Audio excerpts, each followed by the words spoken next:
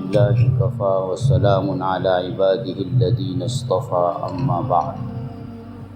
فأعوذ بالله من الشيطان الرجيم بسم الله الرحمن الرحيم وما خلقت الجن والإنس إلا ليعبدون صدق اللہ العظیم۔ قرآن اور سنت کے جس علم سے ہم سب کا اشتغال ہے، یہ قرآن و سنت کا علم، شریعت یا دین کا علم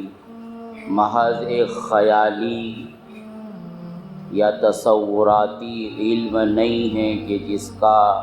انسان کے بنیادی نظریات سے اور انسان کے اعمال سے کوئی تعلق نہ ہو۔ اگرچہ دنیا میں بہت سے ایسے علم اور فنون پائے جاتے ہیں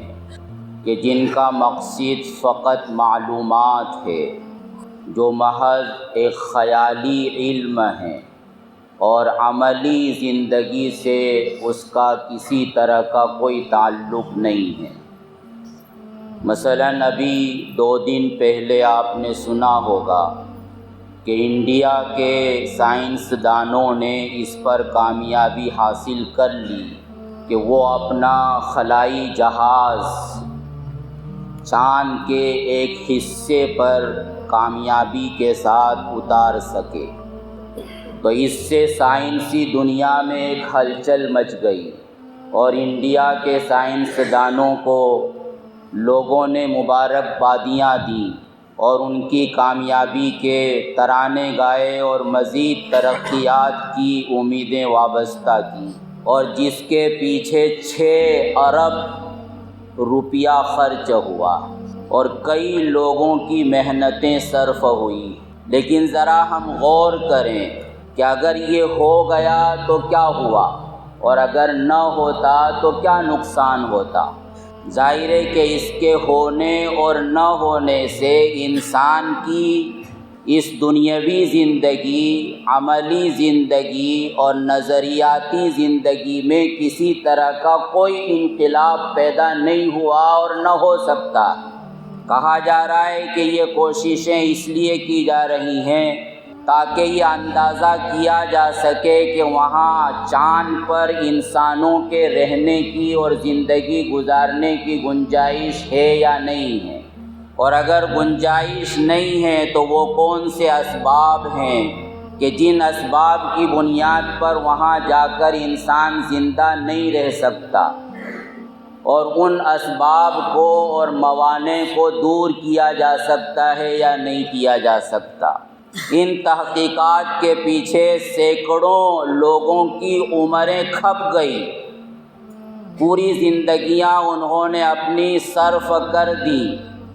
لیکن خاطر خواہ اس کا کوئی نتیجہ نہیں نکلا۔ تو اس طرح کے دنیا میں بہت سے علوم و فنون پائے جاتے ہیں اور جن کے حصول کے پیچھے لاکھوں، کروڑوں، اربوں روپیہ خرچ کیا جاتا ہے، لیکن واقعہ یہ ہے کہ اس کی وجہ سے انسان کی دنیاوی اور عملی زندگی میں رتی برابر بھی کوئی فرق پیدا نہیں ہوتا۔ تو ہم جو قرآن اور سنت کا علم حاصل کر رہے ہیں اور جس عظیم مشغلے کے لیے اللہ تبارک و تعالیٰ نے ہمیں منتخب فرمایا ہے، یقین جانیے کہ اس کا تعلق فقط اپنی معلومات کے اضافے سے نہیں ہے، اور یہ محض کچھ خیالات اور کچھ تصورات نہیں ہیں، بلکہ اس کا براہ راست انسان کے نظریات سے، اس کے عقائد سے اور اس کی عملی زندگی سے، اس کی انفرادی زندگی سے، اس کی اجتماعی زندگی سے اور اس کی زندگی کے ہر شعبے سے براہ راست ہے اس کا تعلق۔ حتیٰ کہ اگر کوئی شخص قرآن و سنت کا یہ علم حاصل کرتا ہے لیکن اس کے حصول کے بعد اس کی نظریاتی اور عملی زندگی میں کسی طرح کا کوئی انقلاب پیدا نہیں ہوتا، کسی طرح کی کوئی نمایاں تبدیلی پیدا نہیں ہوتی، تو نبی کریم صلی اللہ علیہ وسلم کی مختلف احادیث سے معلوم ہوتا ہے کہ یہی علم انسان کے لیے وبال جان بنے گا۔ اور اسی بنیاد پر نبی کریم صلی اللہ علیہ وسلم نے ہمیشہ اپنی دعاؤں میں اس دعا کو شامل کیا ہے، انی اسألک علما نافعا اور انی اعوذ بک من علم لا ینفع۔ ہم جب صبح کی دعائیں پڑھتے ہیں تو ان دعاؤں میں بھی اس دعا کو شامل کرتے ہیں۔ ہم اس کو صرف مدرسے کا وظیفہ نہ سمجھیں اور ایک رسمی طور پر ان دعاؤں کو نہ پڑھیں، بلکہ واقعی اللہ تبارک و تعالیٰ کی بارگاہ میں عاجزی کے ساتھ، تضرع کے ساتھ، پوری بیداری کے ساتھ،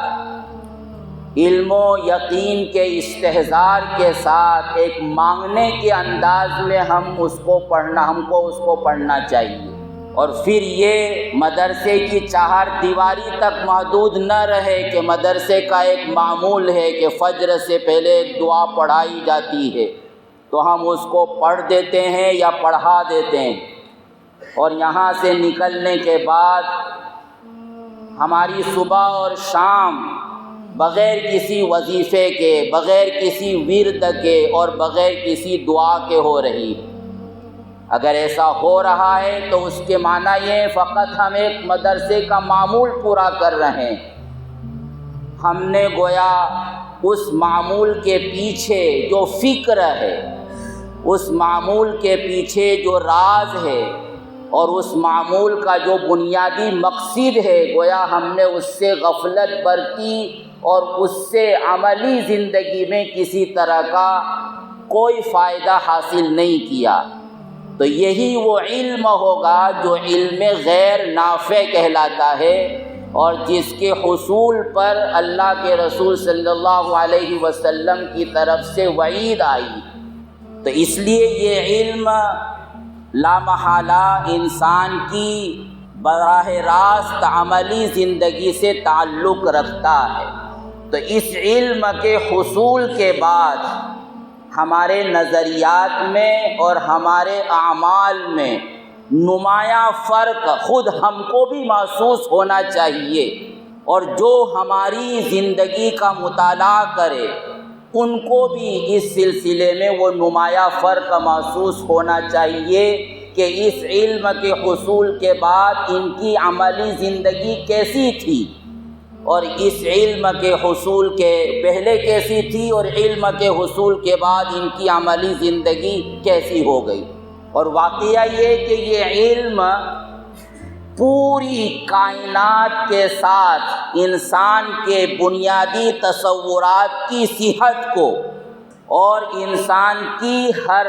عمل کی صحت کو متضمن ہے۔ یعنی یہ علم فیصلہ کرتا ہے حق اور باطل کے درمیان، یہ علم کسوٹی بنتا ہے سچ اور جھوٹ کے درمیان، یہ علم معیار بنتا ہے نافع اور غیر نافع کے درمیان، اور یہی علم متضمن ہوتا ہے انسان کی زندگی کی کامیابی کو اور انسان کی زندگی کی ناکامی کو۔ تو کہیں ایسا نہ ہو کہ ہم اس علم کو حاصل کریں اور کرتے رہیں اور اللہ کی توفیق سے مرتے دم تک اس علم سے ہمارا اشتغال رہے، بہت بڑی فضیلت کی چیز، لیکن اس کے ساتھ دنیا میں جو تصورات پائے جاتے ہیں، دنیا میں جو نظریات پائے جاتے ہیں، ہمارا بھی وہی تصور ہو، ہمارا بھی وہی نظریہ ہو، اور ہم ان نظریات کو قرآن و سنت کے علم پر نہ پرکھیں اور اس کے مطابق اپنا نظریہ اور تصورات نہ بنائیں، تو واقعہ یہ کہ اس سے بڑے خسارے کی کوئی بات نہیں ہوگی۔ تو اس علم کے حصول کے بعد ہمیں یہ معلوم ہونا چاہیے کہ میرا اپنی ذات کے متعلق کیا نظریہ ہونا چاہیے، میرا اپنی استعداد، اپنی صلاحیت اور قوتوں کے تعلق سے کیا نظریہ ہونا چاہیے،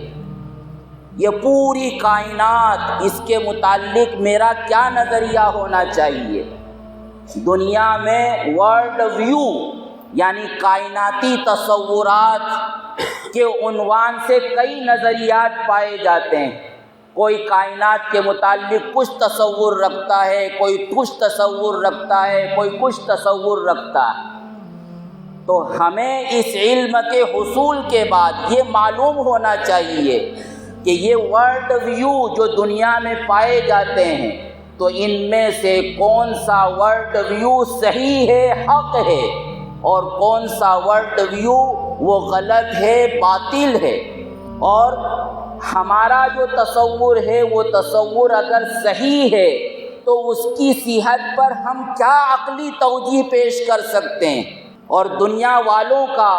کائنات کے تعلق سے جو ورلڈ ویو ہے، اگر ہم اس کو باطل کہتے ہیں تو ہمارے علم میں اتنی ترقی ہونا چاہیے کہ ہم اس کے بطلان کو دلائل کے ساتھ واضح کر سکیں۔ اور ایسا نہیں ہے کہ یہ جو درس نظامی ہے اس میں ان چیزوں سے بحث نہیں ہوتی ہو، نہیں، بحث ہوتی ہے، لیکن ضرورت ہے کہ ہم اس کی طرف توجہ دیں۔ جو شرع عقائد کے طلباء ہیں، جنہوں نے شرع عقائد پڑھی ہے یا پڑھ رہے ہیں، تو وہاں شروع میں ایک بحث آتی ہے حقائق الاشیاء ثابتۃ۔ یہ حقائق الاشیاء ثابتۃ کیا چیز ہے؟ یہ کائنات کا بنیادی تصور ہے جس کو ورلڈ ویو کہا جاتا ہے۔ اور پھر اس کے ماتحت صاحب کتاب نے جو دنیا میں نظریات پائے جاتے ہیں، جس میں ایک فرقے کو کہتے ہیں عنادیہ، کسی فرقے کو کہتے ہیں لادریہ،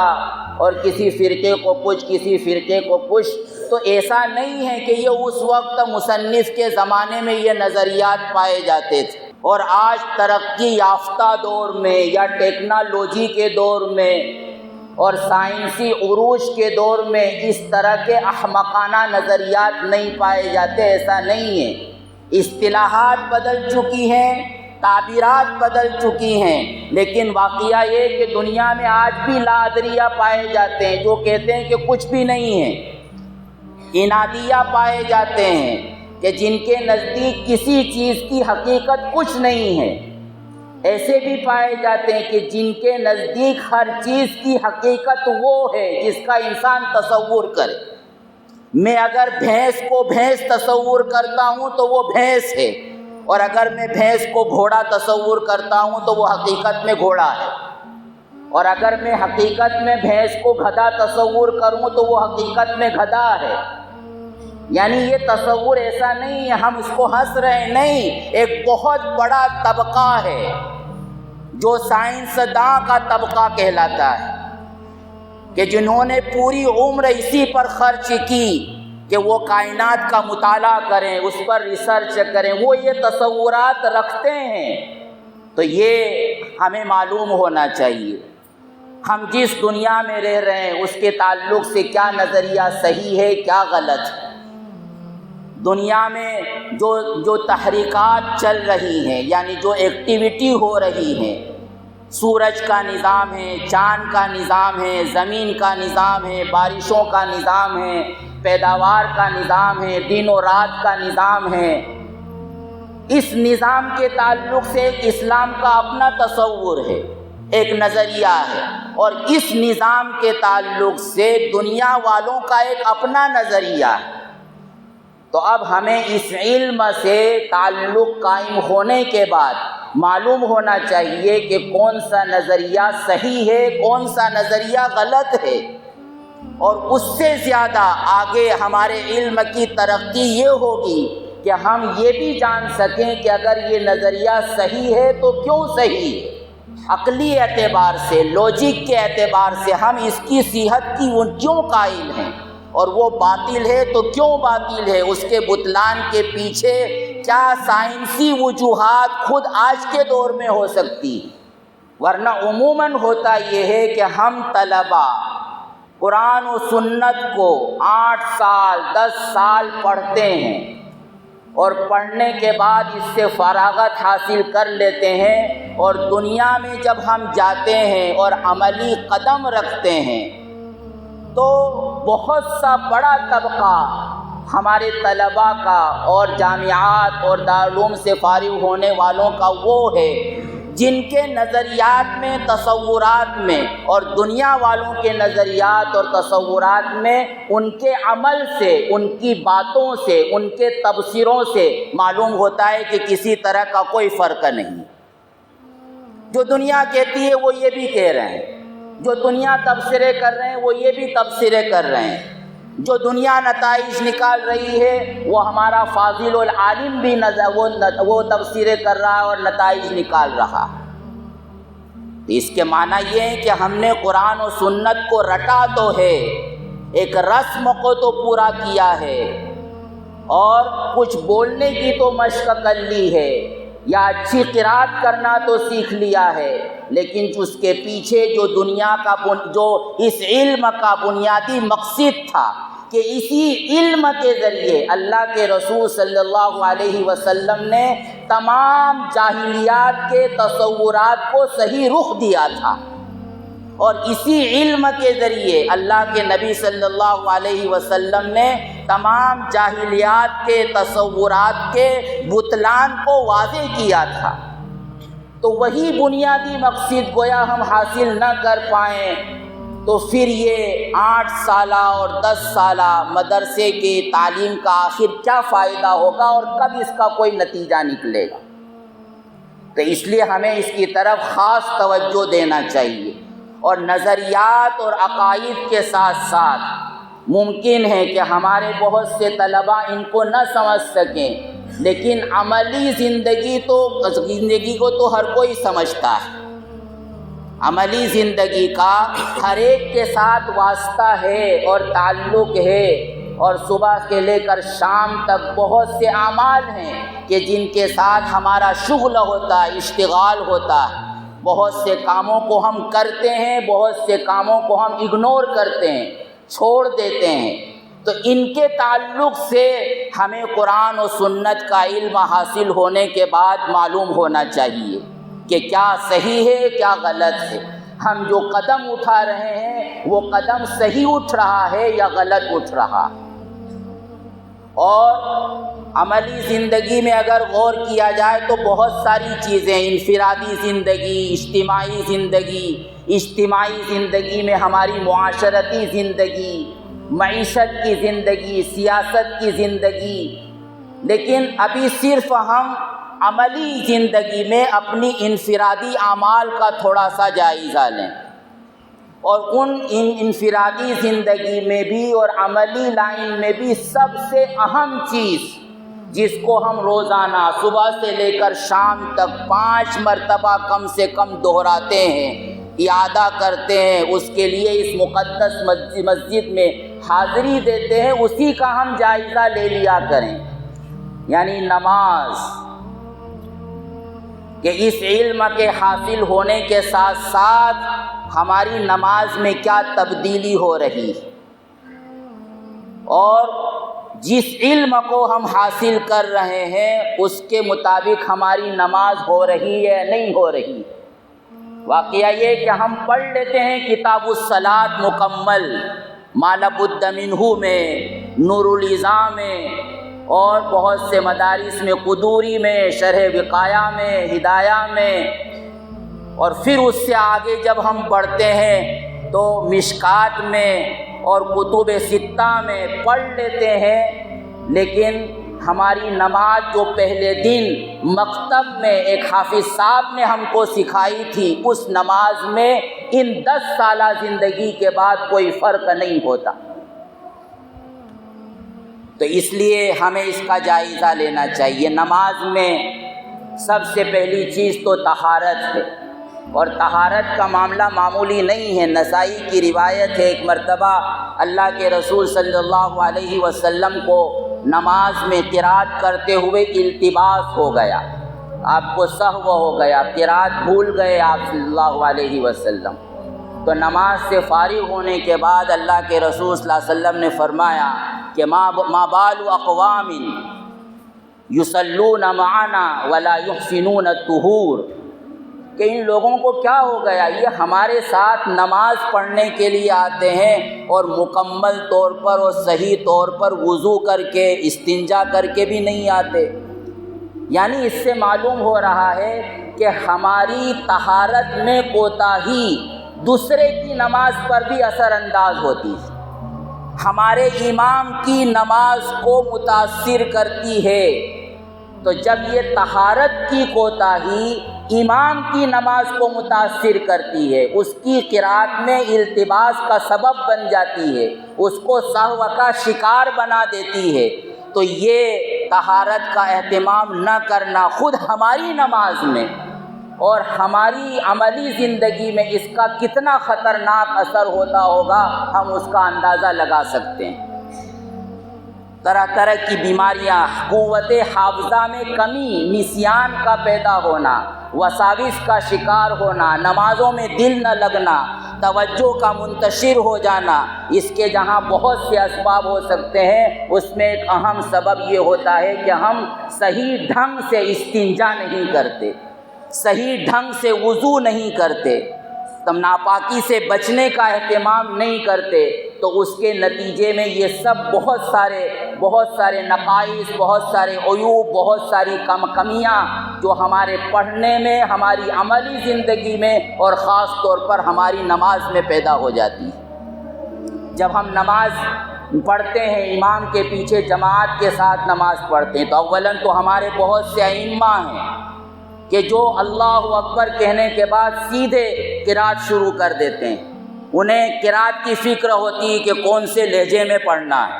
کون سا رکوع آج پڑھنا ہے، کہیں ایسا نہ ہو کہ غلطی نہ چلی جائے، تو ان کی چونکہ پوری توجہ سورت کی ابتدا انتہا پر ہوتی ہے، تو وہ ثنا پڑھنا ہی بھول جاتے ہیں۔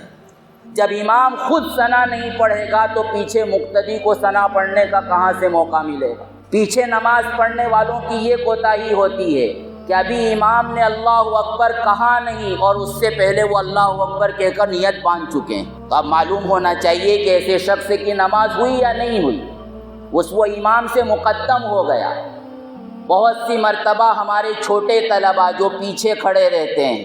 تو امام اگر کوئی اچھا امام ہے جو اطمینان کے ساتھ نماز پڑھا رہا ہے،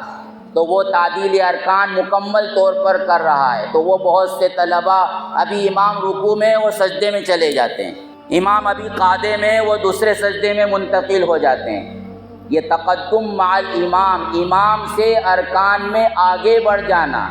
یہ معمولی کوتاہی نہیں ہے۔ اللہ کے رسول صلی اللہ علیہ وسلم نے حدیث میں فرمایا کہ اخشى ان يجعل رأسه رأس حمار،